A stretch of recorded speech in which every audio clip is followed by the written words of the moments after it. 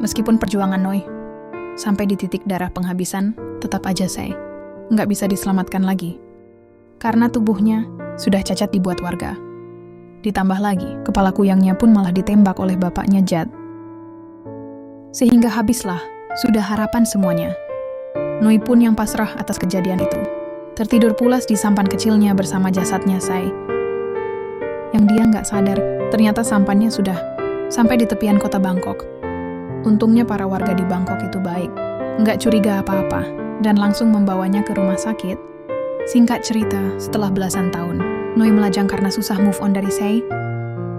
Akhirnya Noi pun jatuh cinta lagi dengan seorang wanita yang bernama Darin. Noi yang sebelumnya sudah punya virus kuyang dari air liurnya Sai, istrinya Noi, pun kini ikut menjadi kuyang. Namun sayangnya, setelah melahirkan putri pertama mereka, istrinya Noi meninggal. Dan konon katanya, jika ibunya seorang kuyang dan melahirkan anak perempuan, maka anak perempuan itu udah pasti akan menjadi kuyang juga. Karena sayangnya Noi kepada mantan pacarnya yang bernama Sai, maka anaknya pun diberi nama Sao. Sekarang Sao sudah berumur 8 tahun, Noi mulai sering cemas. Karena Sao tiap malam, gejala kuyangnya sudah sering muncul. Karena di Indonesia pun, bagi anak keturunan kuyang yang udah berumur 8 tahun sudah bisa dilantik menjadi ratu kuyang. Besok paginya pun, Noi membawa-bawa Sao check up ke rumah Pastor Agustin. Yang mana pastor ini bisa ngobatin medis dan ngobatin yang gaib juga. Terlihat kondisi Sao masih stabil. Itu karena Sao masih sering minum obat. Namun perlu diingat lagi, obat-obatan itu hanya penunda saja, bukan penyembuh. Kemudian Sao pun pergi jalan-jalan di area rumah itu. Sao masuk ke dalam gereja. Matanya terfokus pada mimbar khutbah. Penasaran ada apa di balik itu. Ternyata di sana ada cowok albino yang tampan, sedang membaca tentang kunang-kunang, yang mana setelah kunang-kunang bercinta, maka tibalah waktunya akan mati. Lalu mereka pun bersantai di halaman belakang gereja. Cowok albino itu pun melukiskan gambar untuk Sao. Tiba-tiba ada seekor merpati yang jatuh. Terlihat juga ada darah di sayap merpati itu. Ternyata itu adalah ulah dari para bocil nakal ini. Claude yang merasa kasihan dengan burung itu pun berniat menjaganya, namun para bocil nakal itu malah mengancamnya akan melukai Claude jika sok-sokan menjadi pahlawan burung. Sao pun ikut mendukung niat baik Claude. Tapi Sao dengan gampangnya didorong jatuh oleh mereka dan lanjut mengeroyok Claude. Sao yang melihat sahabatnya digituin pun sangat geram sekali, sampai kodam di dalam tubuhnya hampir keluar. Sao meraung-raung bagaikan harimau yang ingin menerkam para bocil nakal itu. Mereka pun ketakutan dan lari terbirit-birit.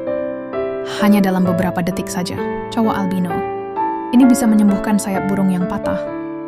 Bahkan burung itu langsung bisa terbang. Abangnya yang heran atau hal itu pun mencoba menyayat tapak tangannya sendiri, lalu menyuruh adiknya itu untuk melakukannya kembali. Dalam beberapa detik pun tangan abangnya sudah sempurna kembali. Namun abangnya berkata, "Jangan lakukan ini lagi ya, jangan sampai ada yang tahu. Karena itu adalah aset yang mahal." Dan di malamnya, Claude melihat Sao sedang duduk di depan klinik sambil bermain harmonika. Claude memberikan gambar dirinya, Sao yang dilukisnya kemarin. Sao merasa puas dengan lukisan itu. Sebagai gantinya, Sao juga memberikan harmonikanya kepada Claude. Sao juga menyuruh Claude untuk memainkan harmonikanya.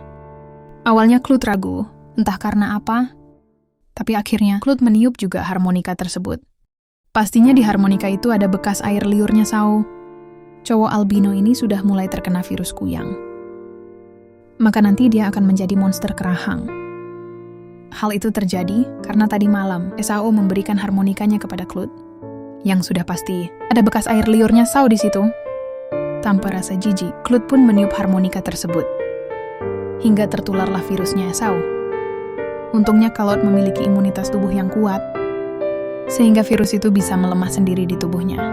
Claude pagi ini, Sao pun pulang dari klinik ayahnya Claude, dan nggak akan kembali lagi kalau nggak sakit. Tapi sayangnya Claude malah kesiangan, jadi nggak sempat bersalam pisah dengan Sao. Dan singkat cerita, 12 tahun pun berlalu. Kini Sao sudah menjadi gadis dewasa, yang tinggal di rumah terpencil, dengan aliran sungai yang jernih, namun keasrian. Rumah itu tetap membuatnya bosan, karena dia selalu dilarang keluar oleh ayahnya. Noi memberikan obat kuyang kepada anaknya. Tapi Tapi anaknya menjawab, percuma diminum. Dia udah nggak keluar lagi kok. Walaupun nggak keluar, bukan berarti udah sembuh ya. Jawab Noi. Anaknya pun jawab lagi, jadi apa? Aku harus terkurung gini terus di sisa hidupku. Noi pun terdiam. Dan di malam harinya Sao pun berubah menjadi kuyang. Dia keluar ke hutan dan mencari hewan-hewan gendut untuk disantap. Kali ini dia memakan jeruan dari seekor kerbau. Orang-orang pun menjadi heran ketika melihat bangkai kerbau itu. Tapi atas kejadian ini, Noi sang ayah nggak marah sama sekali. Lalu membawa Sao kembali ke klinik pengobatan Pastor Agustin. Ini pertama kalinya Sao datang kembali ke tempat itu setelah 12 tahun yang lalu. Pastor itu menyarankan agar Sao tinggal di klinik itu dulu untuk sementara waktu, dan dari situlah Sao pun bertemu kembali dengan si cowok albino, sahabat kecilnya, dan Sao juga melihat ternyata harmonikanya masih. Hari ini, Claude membawa Sao jalan-jalan ke kota Thailand. Ini adalah yang pertama kalinya bagi Sao jalan-jalan keluar dari rumahnya. Mereka seharian bersenang-senang di sana sampai larut malam. Sao pun berharap semoga saja setiap hari dia bisa beraktivitas seperti tadi. Lalu tiba-tiba dadanya Sao mendadak sakit karena hari sudah larut malam. Mereka pun bergegas pulang, dan sampainya di rumah, Sao pun berubah menjadi kuyang. Memakan banyak hewan selama 1 malam. Ternyata obat dari pastor itu tidak berfungsi dengan baik. Noi pun membawa pulang kembali anaknya. Bukan apa-apa, nggak enak aja kalau misal tiap malam Sao jadi kuyang dan terus-terusan ngeberantaki klinik pastor itu. Setelah kembali di rumahnya Sao, malam hari pun Sao kembali lagi menjadi kuyang. Perlahan-lahan nanti kepalanya akan lepas dari tubuhnya itu. Sang ayah yang bernama Noi pun memantau ketat anaknya dari balik pintu. Dan sekarang, kepala itu pun udah lepas dari tubuhnya Sao. Noi pun langsung menutup pintu kamar anaknya rapat-rapat dan berkata, tenanglah sayang. Noi takut sekali kalau Sao keluar rumah. Takut nanti akan dimakan oleh kerahang atau diburu oleh warga. Seperti mantannya dulu yang bernama Sei. Sao pun terus-terusan mengaung ingin menerobos pintu itu. Namun alhamdulillah, Noi cukup kuat menahannya sampai selamat. Dan keesokan harinya, saat Sao baru bangun tidur, Pastor Agustin dengan kedua anaknya udah sampai di depan rumahnya. Senang banget nggak tuh? Pas lagi capek-capeknya, datang pula orang yang disayang. Claude pun menghibur Sao. Di sungai dekat rumahnya, sedangkan Pastor itu memberikan obat terbarunya untuk Sao. Meskipun Noi nggak yakin, ketika Sao lagi membawa selimut, tiba-tiba dadanya sakit lagi. Ini terjadi setiap malam. Entah sampai kapan penyakit, kuyangnya ini bisa sembuh dari tubuhnya. Gigi-giginya pun sudah berubah menjadi ransing. Bahkan Sao sudah tidak mengenali Noi. Sebagai ayahnya, Sao terus mengaum dengan gerakan tubuh yang seperti menerkam. Mangsa juga mencoba menenangkan Sao. Tapi Sao malah pindah ke tempat tidur. Di tempat itu terlihat tentakelnya Sao sudah mulai keluar dari pangkal lehernya. Dan ketika Claude ingin membelai rambutnya Sao pun langsung mencekik Claude menggunakan tentakelnya. Semua orang membiarkan hal itu terjadi. Mana tahu sentuhan dari tenaga dalam Claude bisa menyembuhkan Sao. Ketika Pastor Agustin meracik sebuah obat, tiba-tiba dia didatangi seorang kerahang. Yang ternyata Pastor itu juga mengenalinya. Dia sempat nego dengan berkata, "Jantungku yang bukanlah solusi utama untuk kau bertahan hidup." Setelah kerahan itu terdiam, Pastor Agustin malah ingin menyuntikkan obat tersebut ke lehernya.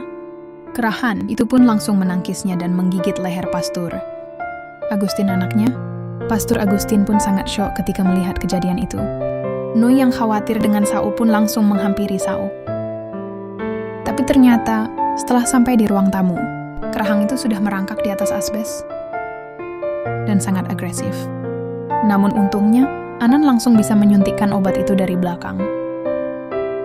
Tapi nggak tahu obat ini manjur atau tidak. Namun tenaganya cukup kuat hingga Anan dan Noi terbentur. Untungnya beberapa detik kemudian, obat itu langsung bereaksi dan sempat membuat kerahang itu lemas. Noi pun menyuruh Sao untuk cepat pergi menyelamatkan diri dari kerahan itu. Sayangnya obat suntik itu nggak bertahan lama, yang bisa membuat si kerahan langsung pergi ke hutan mengejar Sao. Kerahan itu pun mengaung seperti ingin menerka. Sao pun membalas naungannya, namun masih ditahan oleh Claude untuk jangan berubah dulu menjadi kuyang. Sao dan kerahan jahat itu saling mengaung, Namun Cloud masih menahan Sao untuk jangan berubah menjadi kuyang dulu. Tak lama kemudian, Noi pun datang dan menyuruh mereka masuk ke dalam mobil. Lalu mereka pun kabur dengan kecepatan tinggi. Namun dasar kerahan kecepatannya itu melebihi mobil tersebut. Kerahan itu pun menabrakkan dirinya ke mobil sampai mobil-mobil itu oleng. Namun, setelah dicek dalamnya ternyata hanya ada supir. Sao dan Cloud sudah kabur duluan dari tempat ini. Noi yang memohon kepada Cloud untuk bawa pergi Sao dengan selamat. Sedangkan dirinya akan mengusapkan darahnya Sao ke tubuhnya untuk memancing kerahan tersebut dan mereka pun berpencar. Sao yang sudah tak bisa menahan lagi akhirnya berubah menjadi kuyang. Lalu dia pergi mencari ayahnya. Cloud juga ikut mengejar Sao dengan meninggalkan tubuhnya Sao. Semoga tubuhnya Sao baik-baik aja pas ditinggal nggak diambil orang. Sao pun menemukan ayahnya yang lagi lemas karena tak kunjung berhasil menembak si kerahang. Pada saat Sao mengelus wajah ayahnya menggunakan tentakelnya, tiba-tiba si kerahang itu datang, mengerogok jantung ayahnya Sao. Sao pun sangat murka melihatnya. Sekarang Sao sudah bersiap-siap untuk menerkam, karena hal itu mereka pun langsung berkelahi. Sao menyerang kerahan itu, tapi kerahan itu dengan cepat menyangkalnya, lalu mencampakkan kepala Sao ke tanah sampai berguling-guling. Jantung Sao diremas oleh seorang kerahang. Kuyang yang tak berdaya itu hanya bisa pasrah saja. Jantung kuyang itu adalah satu-satunya obat untuk seorang kerahang agar panjang umur. Nah, di saat kerahang itu ingin mencabut jantungnya, Cloud pun datang mencoba melumpuhkan itu dengan tenaga dalamnya. Esau pun terlihat senyum melihat itu, karena dia ada harapan lagi. Namun aksinya Cloud membuat tubuhnya Cloud menjadi lemas. Tapi untungnya, dia berhasil membuat kerahang itu lumpuh sebelah. Di kesempatan itulah, Sao menusukkan tentakelnya ke leher si kerahang. Sao pun teriak kencang, karena sangat puas atas kegeramannya sama kerahang itu. Detik-detik sebelum si kerahang meninggal, dia pun teringat dengan anak-anaknya yang masih sekolah. Entah siapa yang bakal ngurusin anaknya. Karena dia pun seorang duda. Suruh siapa sih jadi kerahang ya kan? Berhasil menusukkan tentakelnya ke leher kerahan jahat. Dengan rasa puas, kuyang itu pun teriak dengan kencang. Tapi dia pun menjadi lemas karena perjuangan ini harus mengorbankan ayahnya sendiri. Yang udah tewas diserang kerahan itu. Untungnya sahabat kecilnya masih kuat untuk menggendong kepalanya, membawanya ke tempat tubuhnya ditinggal. Dengan sisa-sisa tenaga, akhirnya Cloud berhasil membawa kepala Sao ke tubuhnya. Kepala dan tubuhnya pun sudah menyatu kembali. Namun sedihnya karena Cloud terlalu menghabiskan tenaga dalamnya, hingga dia pun nggak sanggup lagi untuk bertahan hidup, lalu meninggal di pangkuannya Sao. Warna albino di tubuhnya Cloud hilang setelah bibirnya dicium oleh Esau. Dan sekarang malah Sao lah yang menjadi kuyang albino, dan ceritanya yang berakhir sampai di sini. Saksikan film-film yang lainnya ya.